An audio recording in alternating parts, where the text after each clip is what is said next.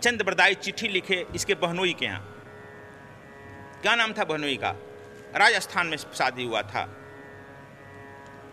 एक इसकी बहन थी प्रथा, पृथ्वीराज की। जब वह सुना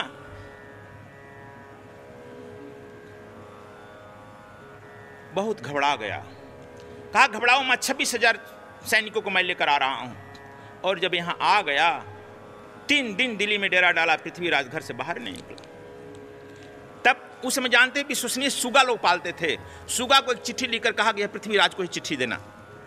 सुगा उड़ा, इसके बहनोई उड़ाया और लेकर के पृथ्वीराज की जब छत पर पहुंचा तो देखा कि वहां संयुक्ता बैठी हुई है। कहा कि तो हमको मार डालेगी। देखो सुगे भी बड़े अलर्ट होते थे, तो मार डालेगी, पत्र नहीं पहुंचेगा।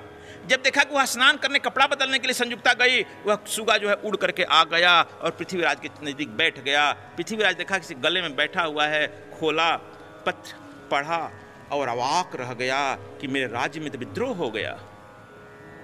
मुहम्मद गजनी अटैक कर रहा है। मेरा खसागा बहनोई बड़ा भाई आया है, 26,000 3 दिन से आया हुआ है, मुझे सूचना नहीं दी गई। तब तक से बस 2 मिनट में संयुक्ता आ ही गई। कहा कौन आ गया आपके यहां? कहा करे मूर्ख, इतना दिन हो गया मुझे सूचना नहीं दिया, चिट्ठी आया फाड़ कर फेंक दिया। हमारा बहनोई आया है, बहन आई है, 3 दिन से तुम सूचना नहीं दी हमारे यहां। यह तो काल सब तुम पर घिर रहा है। और पृथ्वीराज झाड़ करके जब बाहर निकले और जाकर अपने बहनोई से माफी मांगे, बहुत गलती हो गई बहन या जी। बहनोई उनका कहा कि तुम जाकर माफी मांगो उन सेनापतियों से, एक संयुक्ता के चलते 100 सेनापतियों को आहूत दिया है, और जाकर माफी मांगो उसे। एक सेनापति को जेल बंद किया है, जाकर माफी मांगो। वो जो है हो जाकर मिल गया है, वहां ट्रेनिंग दे रहा है। माफी मांगना है तो मांगो जाकर। जयचंद से जिसकी लड़की लेकर के आया है, जयचंद 50,000 सेना भेज दिया है। बड़ा बिगड़ा। कहा कि जो हो गया सो हो गया। पृथ्वीराज शपथ लेता है कि इस बार या तो मोहम्मद गोरी रहेगा या पृथ्वीराज रहेगा, इस बार समाप्त करके मानेगा, यह समाप्त हो जाएगा। चलिए युद्ध करिए। तू जानता था कि 11 बार जिसको मारे हैं वही है ना। अब ये नहीं जाना कि राजपूत सेना भी मिल गई है, राजा है हो भी मिल गया है, जो युद्ध की ट्रेनिंग भी दे दिया है, कश्मीर नरेश मिल गया है, हिमाचल नरेश मिल गया है, और साथ ही साथ इस देश का सबसे बड़ा राजा यह जयचंद मिल गया है। 50,000 सेनाएं चली गई। यह खबर दिए कि तुमको 11 बार मैं क्षमा दान दिया हूं, तुम 11 बार कसम खाया है कि मैं इधर नहीं आऊंगा, पैर नहीं रखूंगा, फिर क्यों आए हो? तुम अपनी सहूलियत चाहते हो, खुश चाहते हो तो मोहम्मद गोरी लौट जाओ, मोहम्मद साबुद्दीन गोरी। लेकिन वह एक नंबर का धूर्त था, कनिंग था, चोर था, बदमाश था, फ्रॉड था। कहता कुछ था, करता कुछ था। वह पत्र का उत्तर दिया कि मैं अपने बड़े भाई से सलाह कर रहा हूं, जो आप चाहेंगे वही होगा प्रभु, आप मेरे जीवन दाता हैं। और उस दिन एकादशी व्रत था। यहाँ एकादशी व्रत में सारे सैनिक लोग निश्चिंत थे कि पत्र गया है, लिखा है ऐसा ऐसा, हम लोग 11 बार मारे हैं, इस बार थोड़े करेगा। लेकिन वह जो राजा है था, वह रात में अटैक करा दिया, एकादशी व्रत के उपवास में अटैक करा दिया, और बहुत सारे राजे यहाँ के सामंत मारे गए। घोर युद्ध हुआ, 2-3 दिन घोर युद्ध हुआ, जिसमें इसके बहनोई भी मारे गए। पृथ्वीराज घिर गए। अंत में है हो राजा जो आया, इसका एक जो सेनापति को बंद किया था, उसका नाम भूल रहे हैं जेल में, उसमें कसम खाया था कि मैं एक ही बाण चलाऊंगा, जिसको कहेंगे उसी को मार डालूंगा। वह एक बाण जैसे एक ध्वनि रखा था, वह घटोचक उसी तरह से एक ध्वनि कसम खाकर कहा था, इसे मैं मारूंगा मात्र मोहम्मद गजनी को। लेकिन तब तक है वो राजा इतना अटैक चढ़ाई कर दिया, वो कहा कि मारो इसको। कहा कि नहीं मारूंगा इसको, इस पृथ्वीराज को आने दो, मोहम्मद गजनी को मारूंगा। कहा कि राजा का आदेश है, मारो। और वह एक ध्वनि बात छोड़ा और है राजा है वो मारा गया और मोहम्मद गजनी घेर लिया। अब घेर लिया। वह लड़की जो है किसी तरह से पुनः उसकी लड़की जो थी सेनानी इसकी रक्षा में खेरते घराते इसको लेकर के हिसार के राजमहल में पहुंची भगा करके। लेकिन मोहम्मद गजनी क्षमा करने वाला नहीं था। कह दिया मोहम्मद गजनी ऐसा बेवकूफ़ नहीं है जैसा बेवकूफ़ी 11 बार पृथ्वीराज चौहान किया है, ऐसा मूर्खता मोहम्मद गजनी करने वाला नहीं है। और वह खूब लूटते हुए आया। उसका तो लूट ही था, चूंकि वह दरिद्र था, वहाँ कुछ था नहीं, मरुभूमि था। जो भी तुम्हारे भारत में आया है वह लूटने के मन से आया है। पंजाब को लूटते हुए आया दिल्ली पर, अब तो निहंक मिल गया। और फिर गुजरात थी, हाँ तुम्हारा गुजरात भी, अजमेर भी लूटा और चला गया। यहाँ पर ऐबक को कुतुबुद्दीन ऐबक उसका गुलाम था, उसको यहाँ का अध्यक्ष बना गया, यहाँ का राजा बना गया कुतुबुद्दीन ऐबक, जो उसका गुलाम था। इधर जयचंद सोचा कि हमको तो कुछ किया नहीं, पूछा नहीं, पुनः अपना सेनापति को भेजा। जयचंद कह रही हमको नहीं पूछा।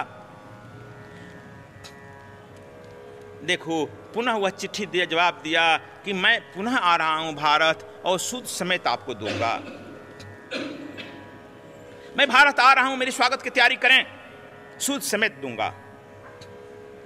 मोहम्मद गजनी उस समय 26 वर्ष के थे, पृथ्वीराज चौहान मारे गए। और मोहम्मद गजनी जब दूसरा बार आया, यहाँ पर जो है जयचंद जी महाराज स्वागत की तैयारी में पूरी जो है अपने राज्य को फैला दिए थे। सारी सेनाएं अंदर थी, सारे लोग सजाए थे मोहम्मद गजनी सूद समेत देगा। लेकिन मोहम्मद गजनी जैसे पहुंचा, अपने आदत बस उनके राज्य में लूट और आतंक बलात्कार छिट गया। घबरा गया जयचंद, घबरा गया और हाथी पर बैठकर आया। कहा कि अरे दुष्ट कमीना, यह क्या कर दिया। सारी सेनाएं तब तक से निकली, तब तक से वह तो मध्य में पहुंच गया था। कहा कि क्या किया, तुम्हारा सूद समेत मैं हिसाब देने के लिए आया हूं। जयचंद, जो अपने दामाद का नहीं हो सका, एक सुन लो, पृथ्वीराज चौहान तुम्हारा दामाद था, उसका नहीं हुआ। हिंदू कौम के लिए नहीं हुआ, हिंदुस्तान के लिए तुम नहीं हुआ, तुम मेरा होगा। अब ले इसका सूद समेत दंड। और भाला मारा और जयचंद के छाती पर वहीं से खट से न गिर गए हाथी से नीचे। और वह तलवार के नोक से सिर काटा और भाले पर लगाकर कह दिया कि यह जयचंद के नगर में घुमा दो। सूद समेत इसका हिसाब कर दिया गया। यह भारत का इतिहास अत्यंत दर्दनाक हुआ। और पुनः जो है तब से वह किल्ली हिल गई, दिल्ली गुलाम हो गई। और तुम एक सूर्योदय का बात नहीं माना, एक गुरु का बात नहीं माना, तब से यह दिल्ली की किल्ली हिलते रही है। जब जब गुरु भक्ति छूटी है, गुरु गम्य छूटा है, तब तुम बड़े विकट परिस्थिति से गुजरे हो।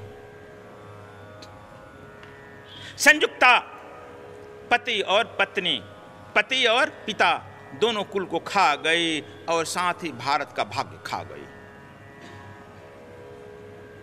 एक भैरवी का अभिशप्त। यदि वह भैरवी भी मान जाती, तपस्या में लौट जाती, पृथ्वीराज भी चौहान भी मान जाते, अपने गुरु के आदेश पर लौट आते, तो भागरथ का भाग्य कहीं और होता ना। यह पुनः सोने का चिड़िया भी रहता। 1200 बरस अंग्रेजों ने, 1200 बरस मुसलमानों ने का तुमने झेला है और 200 बरस अंग्रेजों का झेला है। इतनी बड़ी कौम, इतनी बड़ी गुलामी झेली है। क्यों? बस तुम्हारी गुरु भक्ति, स्वर विद्या का भूलने का कारण। इसलिए पुनः तुमको मैं उधर जागृति देना चाहता हूं, जनाना चाहता हूं।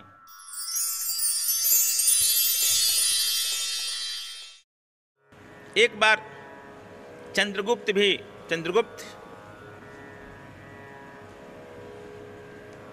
गुरु का आदेश था कि भेष बदल कर अपने राज्य में घूमो। चंद्रगुप्त का भी राज्य जानते हो, बहुत दूर तक फैल गया था। कितना दूर? कभी चंद्रगुप्त का राज गंधार तक फैला हुआ था, काबुल, गंधार और मगध वहां तक की राजधानी थी, जबकि आवागमन का साधन घोड़ा था। रूप बदलकर अपने राज्य में एक दिन घूम रहा था। गर्मी का दिन था। एक पेड़ के नीचे आकर के विश्राम लेना चाहा, बैठा। देखता है कि उस पेड़ के नीचे थोड़ी दूर पर एक भिखारी भी बैठा है, भीख मांगने वाला। तब तक से एक भिखमांगा आया और चंद्रगुप्त से कहा कि भिक्षाम दे, भिक्षा दो, भिक्षा दो। कहा कि इतना सुंदर गठीला शरीर लिया, भिक्षा मांग रहा है, चलट। एक भिखमंगा जो बैठा था अपने गुदड़ी पलट रहा था, उसके कहा कि बाबू कुछ भिक्ष दे दो, मैं खाने बिना मर रहा हूं, मुझे भोजन दे दो, भोजन करा दो। वो अपने गुदड़ी को खोल करके उसमें से एक सोने का सिक्का निकाला और उसे दे दिया, जाओ। वह उसकी जयकार करते हुए चल दिया। चंद्रगुप्त कहा, ये मामला क्या? ये तो खुद भिखमंगा और एक सोने का सिक्का दे दिया। उसके नजदीक गया, कहा कि तुम कौन हो? कहा मैं भिक्षुक हूं। चंद्रगुप्त के मन में हुआ, कहीं यह विदेशी खुफिया तो नहीं है? विदेशी खुफिया जाल फैलाया है भिखमंगा बन करके, और यह भिखमंगा भी इसका कहीं खुफिया का एजेंट तो ना हो? चंद्रगुप्त की तलवार उसके गर्दन में पहुंच गई। बोलो कौन हो, अन्यथा तुम्हारा सर धड़ अलग कर दिया जाएगा। वह व्यक्ति हंसते हुए बोला, तुम चंद्रगुप्त हो? तब तो निश्चित खुफिया है। कहा कि तू चंद्रगुप्त हो? कहा कि हां। कैसे पहचान गया? कहा कि तुम्हारी उदंडता से। जानते हो किससे बात कर रहे हो? तो कहा हां, मुझे उम्मीद नहीं थी कि तुम इतनी जल्दी गुरु भक्ति भूल जाएगा। मैं कालीचरण हूं। कालीचरण का नाम सुनते ही तलवार हटा लिया। कालीचरण का नाम सुना था, इस देश का बड़ा साधक था, सिद्ध।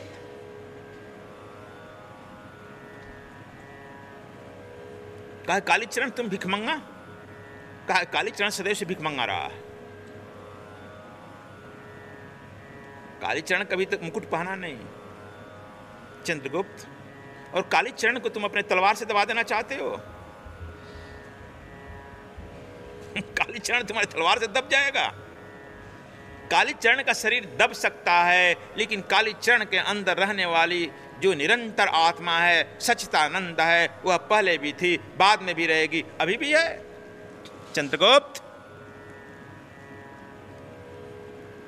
मैं सदैव भिक्षाटन करता हूं दूसरों के लिए।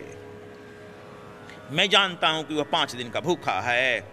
यदि मैं उसे यह नहीं देता, वह भूखों मर जाएगा और तुम्हारे साम्राज्य का अपमान होगा कि एक आदमी खाने बिना मर गया। चंद्रगुप्त, चंद्रगुप्त की आंखें खुल गई कि मेरे राज्य में ऐसे लोग भी हैं जो भिक्षा मांगते हैं दूसरे के लिए। कहा कि मैं कभी अपने लिए भिक्षा नहीं मांगा चंद्रगुप्त। मैं भिक्षा की झोली तो उठी रहती है, लेकिन भूखे के भोजन नंगे के चीर, जहां मैं देखता हूं जरूरत है वहां मैं अपनी गठरी खोल देता हूं। उस गठरी में जो कुछ भी रहता है सोने का लाल, उसे अर्पित कर देता हूं। आज इस परमात्मा को अर्पित कर दिया। चंद्रगुप्त को बड़ा लगा कि मैं राजा हो करके एक भूखमंगे का भूखे का भूख नहीं मिटा पाया। यह एक भिक्षुक एक ही सिक्का रहा है, वह समग्र दे दिया।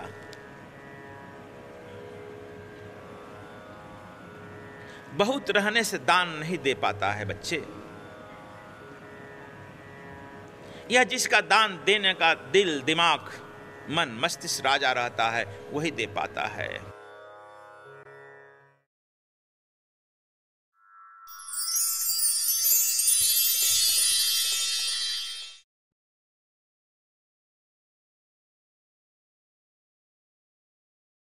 यह संसार में तुमको सफल होने की चॉकलेट दे रहा हूं, लेकिन असल सफलता तो वही है, एक साधे सब सधे। असल सफलता तो वही है कि तुम परमपिता परमात्मा को साध लो। जब वह तुम्हें सध गया तो कोई सारी ज्योतिष, सारे ग्रह नक्षत्र, सारे वास्तु शास्त्र फीके पड़ जाते हैं, पड़ जाते हैं। जब उसका अवतरण तुम में हो जाता है तो सारे ग्रह नक्षत्र सीधे होने लगते हैं अपने आप, सारे वास्तु अपने आप सीधे होने लगते हैं। तू केंद्र बिंदु बन जाता है, centre point of the universe. और मैं यह चाहता हूं, मेरी भी लगन यह है, तुम केंद्र बिंदु बन जाओ।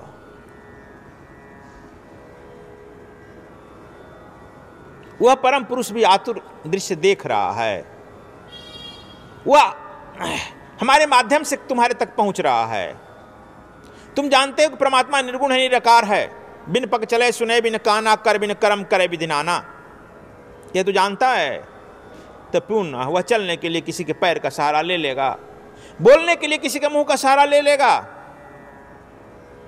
तो हो सकता है वह मेरा सहारा ले लिया हो, आप लोगों तक पहुंचने के लिए समझा देता हो। लेकिन तुम्हारे ऊपर डिपेंड करता है कि कितना समझेगा, नहीं समझेगा।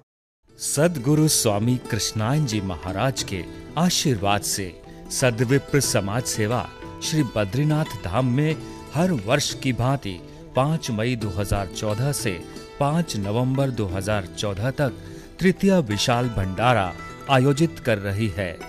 सन 2013 में बद्रीनाथ और केदारनाथ में आई प्राकृतिक आपदा में स्वामी कृष्णायन जी महाराज के दिशा निर्देश अनुसार सद्विप्र समाज सेवा ने बद्रीनाथ में फंसे यात्रियों की भोजन, प्रसाद और आश्रय सेवा का बीड़ा उठाया, जिससे प्रतिदिन 8,000 से 9,000 यात्री लाभान्वित हुए। आप सभी श्रद्धालुओं का सद्विप्र समाज सेवा सद्गुरु धाम आश्रम बद्रीनाथ अभिनंदन करता है। अधिक जानकारी के लिए संपर्क करें 09872 999 766, 0921653 4555, 0986888 6830। स्वामी कृष्णायन जी महाराज द्वारा अन्वेषित दिव्य गुप्त विज्ञान सीखने के लिए और स्वर योग साधना शिविर में सम्मिलित होने के लिए आप संपर्क कर सकते हैं। सद्गुरुधाम आश्रम मुख्यालय H243 कुंवर सिंह नगर, नीलोठी मोड़, नांगलोई, दिल्ली 110041। संपर्क सूत्र 011-283-61513, 09868886830, 09872 999 766।